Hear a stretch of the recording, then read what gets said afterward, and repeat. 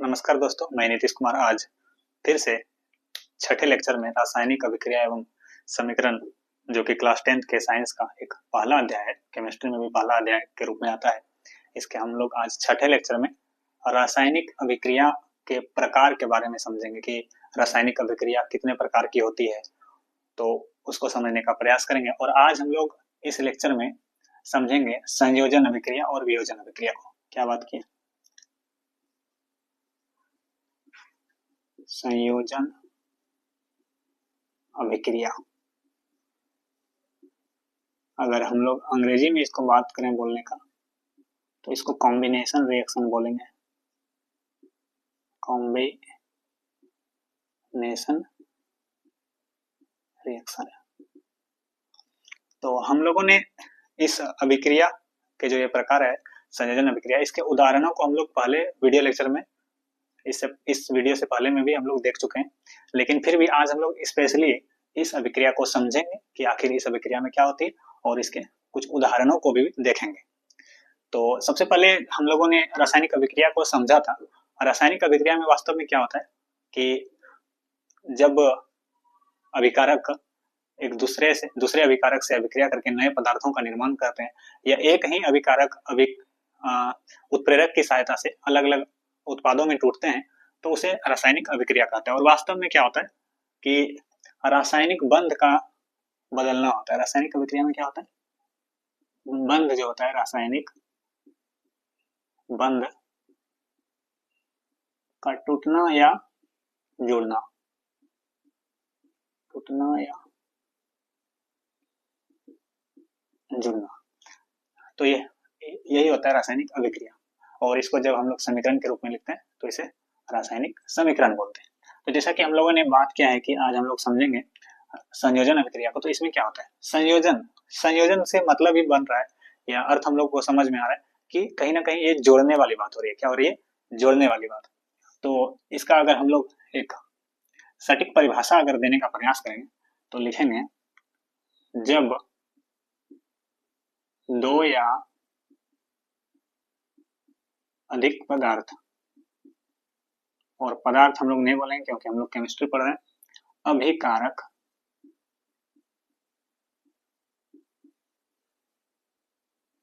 आपस में मिलकर, और मिलकर को नहीं लिखेंगे, आपस में क्रिया लिखेंगे, आपस में क्रिया करके एक नए एकल, मतलब मात्र एक उत्पाद, एक नए एकल उत्पाद का निर्माण करता है। उत्पाद का निर्माण करता है, क्या कहलाएगा? संयोजन अभिक्रिया कहलाएगा। अभिक्रिया कहलाता है। अब इसको हम लोग समझ लेते हैं उदाहरण के माध्यम से। उदाहरण अगर हम लोग देखें तो अगर हम लोग सोचिए कि आपके पास हाइड्रोजन है, तो उदाहरण पहले देख लेते हैं जल का निर्माण। जल का निर्माण, जल मतलब H2O। क्या बात की है? H2O। इसका निर्माण कैसे होता है? इसके लिए आपको चाहिए होता है हाइड्रोजन प्लस ऑक्सीजन। अब समझिएगा, इससे क्या बन रहा है? जल बन रहा है। अब कैसे बनता है? इसको संतुलित भी करना होगा। हाइड्रोजन यहाँ किस रूप में है? गैस रूप में। ऑक्सीजन यहाँ किस रूप में है? गैस रूप में। यहाँ पर जल किस रूप में है? लिक्विड के रूप में। किस रूप में? लिक्विड। तो समझिएगा कि हाइड्रोजन यहाँ पर कितना है? 2 है, यहाँ भी 2 है, लेकिन ऑक्सीजन हमारे पास जो उत्पाद हो रहा है, एकल उत्पाद, यानी कि 2 यहाँ पर अभिकारक या अभिकर्मक है और एकल उत्पाद का निर्माण हो रहा है। तो ये रासायनिक समीकरण हो गया इसके लिए, जल के निर्माण के लिए, कि हाइड्रोजन और ऑक्सीजन के अणु आपस में मिल करके एकल उत्पाद जल के अणु का निर्माण करते हैं। तो यहाँ पर यही था ना, 2 या अधिक, यहाँ पे 2 है, ये मिला आपस में और क्रिया किया, और क्या किसका निर्माण किया? एकल उत्पाद। एकल उत्पाद क्या है?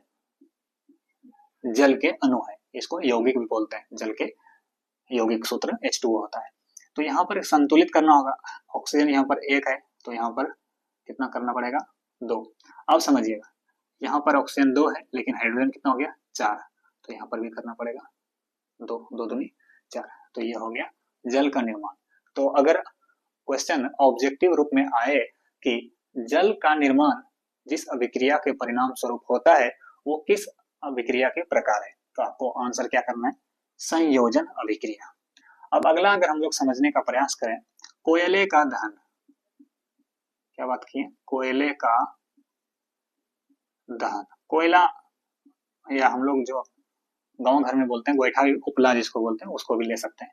तो कोयला किससे बना होता है, कार्बन से, और दहन के लिए आवश्यक क्या होता है, ऑक्सीजन। ठीक, तो यहाँ पर कार्बन किस रूप में, ठोस रूप में है, ऑक्सीजन किस रूप में है, गैस रूप में है। जब जलेगा तो क्या बनेगा, कार्बन डाइऑक्साइड, और ये वास्तव में पहले से संतुलित हो गया है। यहाँ पर सॉलिड ऑक्सीजन यानी कि गैस से क्या करके गैस का ही निर्माण कर रहा है। तो इसमें क्या हो रहा है, कार्बन जो अलग अभिकारक है, ऑक्सीजन भी अलग अभिकारक है, दो मिल करके एकल उत्पाद किसका निर्माण किया, कार्बन डाइऑक्साइड।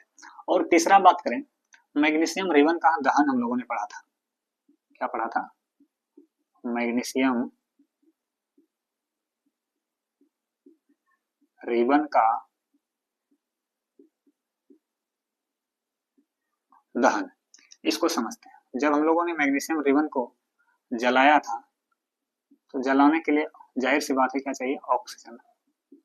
जब जलाया था तो क्या बना था, मैग्नीशियम ऑक्साइड, क्या बना था, मैग्नीशियम ऑक्साइड। यहाँ पर भी आप देख सकते हैं कि मैग्नीशियम जो तत्व है और ऑक्सीजन गैस है और ये भी एक तत्व है, दोनों मिलके क्या बना रहे हैं, मैग्नीशियम ऑक्साइड, एकल उत्पाद का निर्माण कर रहा है, ये एकल उत्पाद है। तो यहाँ पे संतुलित करेंगे समीकरण को, मैग्नीशियम मैग्नीशियम बराबर है इसके परमाणु, ऑक्सीजन के 2 है, यहाँ पर 1 है, तो यहाँ पर क्या करेंगे 2। अब ऑक्सीजन कितना हो गया 2, लेकिन ऑक्सीजन 2 हो गया लेकिन मैग्नीशियम 2 हो गया, यहाँ पर 1 हो गया, तो इसको भी संतुलित करेंगे। 2Mg + O2 = 2MgO, ये संतुलित रासायनिक समीकरण हो गया। और अगर इसके अलावा और भी समीकरण की बात करें तो आप ले सकते हैं बूझे चूने का निर्माण, बूझे चूने का निर्माण, ये कैसे होगा समझिएगा। आपके पास बिना बूझा चूना, क्विकलाइम इसको बोलते हैं, कैल्शियम ऑक्साइड ये है, बिना बूझा चूना है। अगर इसको आप जल में डालते हैं, इसमें क्या डालते हैं, पानी डालते हैं, तो ये इससे क्या निर्माण होगा, कैल्शियम हाइड्रोक्साइड का, जो कि बुझा हुआ चूना का क्या है, सूत्र है, कैल्शियम हाइड्रोक्साइड।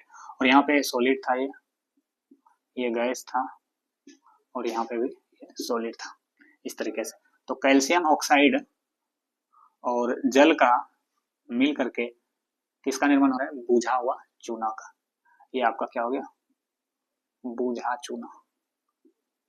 इसको चूना जल भी बोल सकते हैं, और इसको क्या बोलेंगे, बिना बूझा चूना, बिना बूझा चूना। ये किस रूप में, सॉलिड, ये किस रूप में, लिक्विड, और यहाँ पर किस रूप में हो रहा है, जलीय विलयन बन रहा है, यानी कि इसको लिखेंगे एक्यू, जलीय विलयन, और ये क्या था आपका जल। तो इस तरीके से, तो यहाँ पर हमने 4 अभिक्रियाओं को समझा, और चारों अभिक्रियाओं में हमने देखा कि उत्पाद एकल का निर्माण हो रहा है, लेकिन वो जो हो रहा है वो 2 अभिकारकों के मिलने से हो रहा है। तो इसमें होता क्या है कि ये किस तरीके से ये संपन्न हो सकता है, कॉम्बिनेशन रिएक्शन। और एक चीज बात करेंगे, यहाँ पर जो आप कोयले का दहन कीजिएगा तो यहाँ पर साथ ही साथ आपको हीट मिलेगा, हीट मतलब उष्मा मिलेगा, और यहाँ पर भी आपको हीट मिलेगा, यानी कि उष्मा मिलेगा। तो होता क्या है कि बहुत सारे अभिक्रियाएं हैं जो है, संयोजन अभिक्रिया बहुत सारे क्रियाओं में जो होता है, मतलब बहुत सारे क्रियाकलापों में जो होता है, तो आपको एक कंडीशन दिखेगा हमेशा अधिकांश अभिक्रियाओं में, तो क्या बोलेंगे, अधिकांश संयोजन अभिक्रिया, अधिकांश संयोजन अभिक्रिया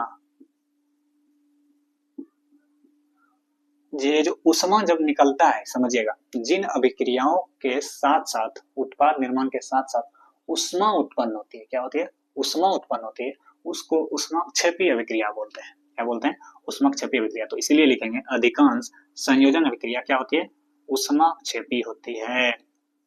यानी कि अधिकांश रासायनिक अधिकांश संयोजन अभिक्रिया में ऊष्मा का निर्माण होती है। ये हो गया हमारा एक क्लू निकाल पाए, यहाँ से एक फैक्ट निकाल पाए। और हम अगर बात करें कि ये जो अभिक्रिया हो रहा है तो ये किस किस रूप में हो सकता है। आपके पास अगर तत्व और तत्व भी है तो इससे भी निर्माण हो सकता है किसका, एकल उत्पाद का। अगर आपके पास तत्व और यौगिक है इससे भी हो सकता है एकल उत्पाद का निर्माण। अगर आपके पास यौगिक है, यौगिक तो इससे भी हो सकता है एकल उत्पाद का निर्माण। लेकिन हमेशा जो होगा, मतलब उस पर में जो होगा तो क्या होगा, हमेशा यौगिक ही बनेगा। इधर भी यौगिक, यहाँ भी यौगिक, यानी कि तीन तरह के चीजों को हमने देखा, यौगिक, यहाँ भी यौगिक। अब आप लोगों को क्या करना है, कमेंट बॉक्स में या अगर आप हमारे टेलीग्राम चैनल साइंस वाटिका 10th आपको इस वीडियो के डिस्क्रिप्शन में मिल जाएगा, तो आप वहां पर हमारे टेलीग्राम से जुड़ सकते हैं और आप अपने एग्जाम के लिए तैयारी के लिए, सटीक तैयारी के लिए आप ऑब्जेक्टिव प्रश्न को सॉल्व कर सकते हैं। टेस्ट सीरीज के रूप में रोज चलाया जा रहा है, तो आप वहां पर ज्वाइन कर लीजिएगा। तो आप वहां अभी कमेंट बॉक्स में आप तीनों के लिए क्या कीजिएगा, एक एक एग्जाम्पल दीजिएगा, यानी कि उदाहरण आपको कमेंट करना है। क्या करना है, कमेंट बॉक्स में एक एक उदाहरण देना है इस तरह का। तो ये रहा हमारा संयोजन अभिक्रिया। तो 4 उदाहरणों के माध्यम से हमने यह समझा। तो अब हम लोग शायद संयोजन अभिक्रिया को अच्छी तरीके से समझ गए हैं और हम लोगों ने ये एक फैक्ट समझा कि अधिकांश संयोजन अभिक्रिया क्या होती है, ऊष्माक्षेपी होती है। तो अब हम लोग चर्चा करेंगे वियोजन अभिक्रिया के बारे में, जिसको अंग्रेजी में डिकम्पोजिशन रिएक्शन बोलते हैं। तो अब हम लोग वियोजन अभिक्रिया को समझने का प्रयास करते हैं। क्या बात की, वियोजन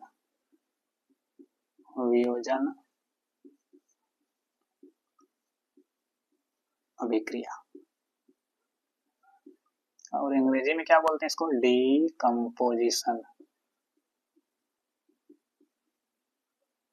रिएक्शन।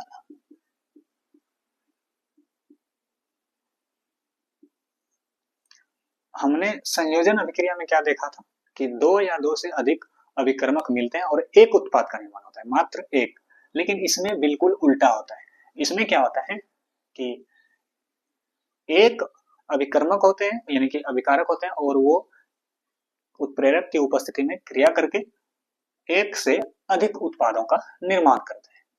यानी कि संयोजन में हमने समझा था, अगर हम लोग बात करें संयोजन का, तो उसमें क्या हो रहा था, अगर 2 अभिकारक है, ये दोनों मिलकर के क्या बन रहा है, एकल उत्पाद बन रहा है। लेकिन वियोजन में क्या होगा कि आपके पास कोई यौगिक है या अभिकारक है, अभिकर्मक है, वो टूट करके एक से अधिक उत्पाद का निर्माण करेगा। तो इसको हम लोग पहले समझते हैं परिभाषा से कि जब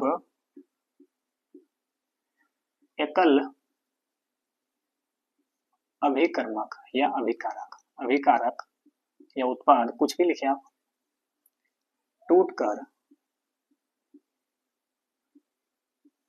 एक से अधिक, क्या बोले, एक से अधिक उत्पाद का निर्माण करता है, उत्पाद का निर्माण करता है, क्या कहलाता है, वियोजन अभिक्रिया कहलाता है। वियोजन अभिक्रिया कहलाता है। इसको हम लोग उदाहरण के माध्यम से समझते हैं।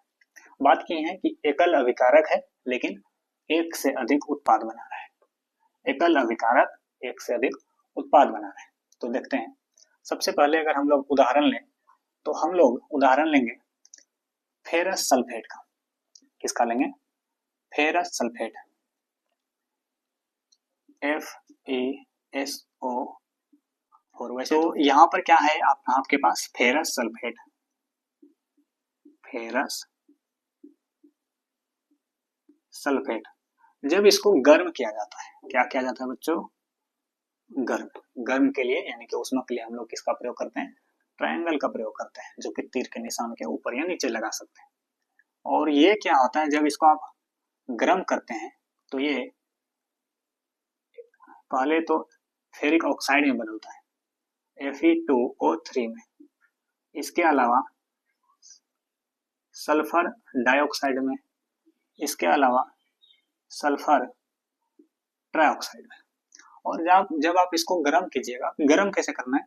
अगर आपके पास ये इस तरीके का जो परखनली है और इसमें क्रिस्टल डाल दीजिएगा और नीचे मोमबत्ती की सहायता से इसको गर्म कीजिएगा तो इससे जो गैस निकलेगा, तो गैस का गंध जो होता है सल्फर के जलने की गंध होता है, सल्फर के जलने की गंध होता है। और इसमें किसका किसका निर्माण हो रहा है? Fe2O3 यानी कि फेरिक ऑक्साइड। इसके अलावा किसका हो रहा है? Sulphur dioxide, sulphur dioxide. और इसके अलावा क्या हो रहा है? सल्फर ट्राइऑक्साइड,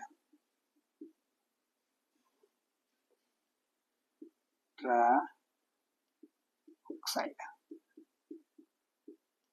तो यहाँ पर आप देख रहे हैं एकल अभिकारक है, लेकिन दो से भी अधिक यानी कि तीन उत्पाद का निर्माण हो रहा है।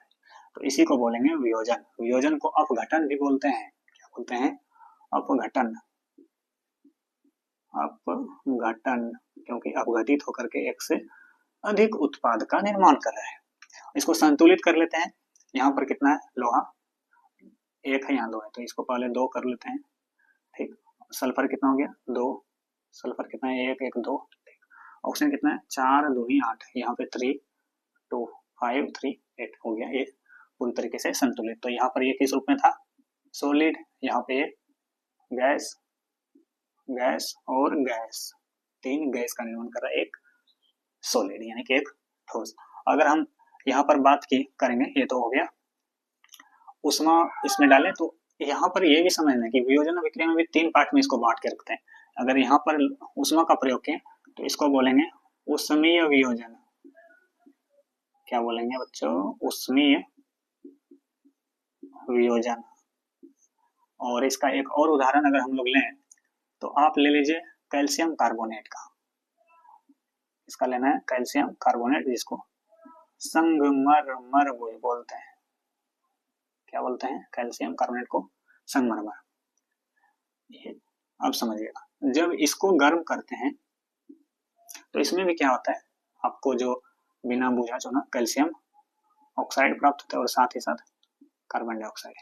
तो ये आपका सॉलिड रूप में है, लेकिन ये आपका भी सॉलिड रूप में है, लेकिन ये किस रूप में है? गैस रूप में है। इसको क्या बोलेंगे? Calcium oxide. कैल्शियम ऑक्साइड और कार्बन डाइऑक्साइड तो आप लोग जानते हैं इसको क्या लिखना। और इसी क्रम में और हम लोग अगर समझने का प्रयास करें तो एक समझेंगे लेड नाइट्रेट का। क्या बात की? Lead nitrate, PbNO3। तो जब इसको क्या करते हैं? गर्म करते हैं, तो यहाँ पर लेड ऑक्साइड आपको मिलेगा।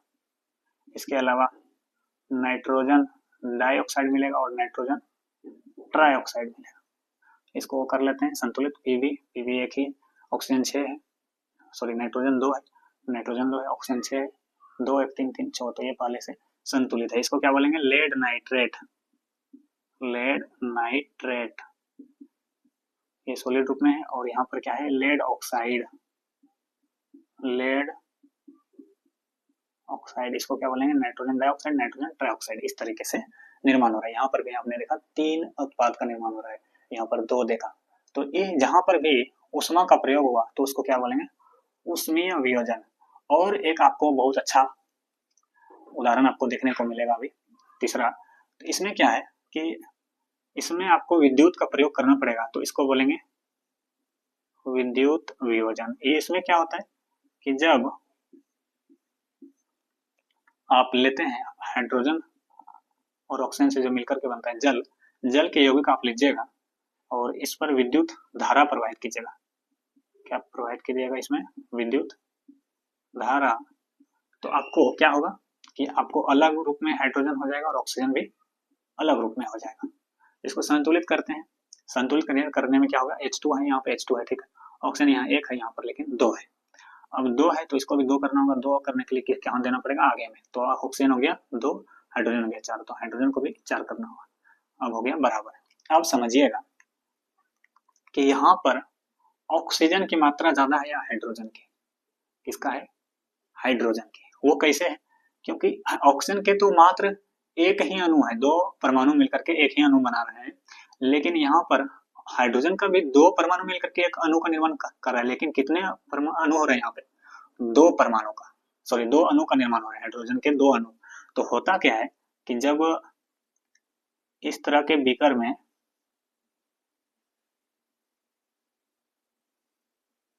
दो परखनली पलट करके रख दिया जाता है और इसमें ग्रेफाइट की सहायता से, ये सभी जल ही है, इसमें पूरी तरीके से जल भरा हुआ है, दोनों साइड में क्या है, ग्रेफाइट की सहायता से एक 6 वोल्ट का बैटरी लेकर के जब इसमें विद्युत प्रवाहित किया जाता है तो होता क्या है कि यहाँ पर जो है, और इस तरीके से यहाँ पर अलग तरह का गैस निकलता है, यहाँ पर कौन सा निकलेगा, ऑक्सीजन, और यहाँ पर हाइड्रोजन क्या है, हाइड्रोजन की मात्रा ज्यादा। तो इस रूप में यहाँ पर क्या ये साबित कर रहा है कि सेम, मतलब लेवल तो पानी का सेम है, दबाव सभी जगह सेम पड़ रहा है, लेकिन जो गैस का निर्माण हो रहा है जल के द्वारा वो क्या हो रहा है, हाइड्रोजन का मात्रा दुगुना दिखा रहा है। क्या दिखा रहा है, हाइड्रोजन का मात्रा दुगुना दिखा रहा है। ये 6 वोल्ट का बैटरी है। तो इस तरीके से तो आपने क्या समझा यहाँ पे कि विद्युत धारा के द्वारा जल का अपघटन कराया जाता है, जिसे विद्युत वियोजन कहते हैं। ये क्रियाकलाप के रूप में है हमारे बुक में, तो इसको समझना जरूरी था, इसलिए समझा। और एक है जिसको कि पहले प्रयोग बहुत किया जाता था, उसको बोलेंगे प्रकाशीय वियोजन। उसमें क्या होता है, प्रकाशीय वियोजन, ये सब वियोजन के ही प्रकार है। इसमें क्या होता है कि जब सिल्वर ब्रोमाइड को सनलाइट की सहायता से, इस पर अगर सनलाइट पड़ता है, क्या पड़ता है, सनलाइट या लाइट कुछ भी बोल सकते हैं, लेकिन सनलाइट बोलेंगे यहाँ पे लोग, तो ये अलग हो जाता है Ag और Br इन ब्रोमाइड में। तो संतुलित करेंगे, Br2 है ब्रोमाइड, ब्रोमीन तो यहाँ पर 1 है, तो इसको करेंगे 2, तो ऑक्सीजन अर्जेंटिनम को भी 2 करना पड़ेगा, तो इस तरीके से।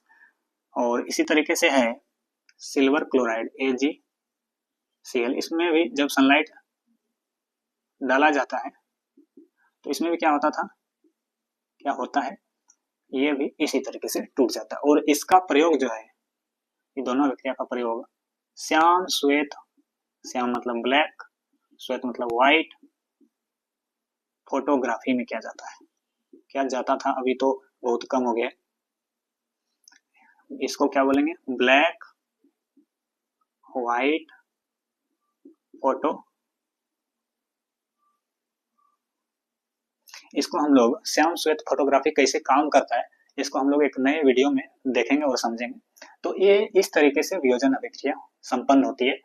उसमें ऊष्मा के रूप में होता है तो उसमें वियोजन बोलते हैं, विद्युत धारा का प्रयोग करते हैं तो विद्युत वियोजन बोलते हैं, और प्रकाश का प्रयोग करेंगे तो प्रकाशीय वियोजन बोलेंगे। तो ये बहुत सारे उदाहरणों के माध्यम से हम लोगों ने वियोजन अभिक्रिया और संयोजन अभिक्रिया को कंप्लीट तरीके से समझा। अगर आप सभी को पूरी तरीके से समझ में आए तो कमेंट बॉक्स में एक अप्रिसिएशन के लिए आप लोग जरूर कुछ पॉजिटिव कमेंट कीजिए, और आपको अगर कोई डाउट रह गया तो कमेंट बॉक्स में जरूर कमेंट कीजिए। नमस्कार, मिलते हैं अगले लेक्चर में। आप लोगों को पूरा वीडियो देखने के लिए धन्यवाद। नमस्कार।